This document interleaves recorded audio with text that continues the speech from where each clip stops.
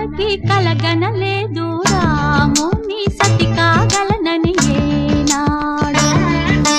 రాముడు అనుకోలేదు జానకి పతి కాగలనని ఆనాడు.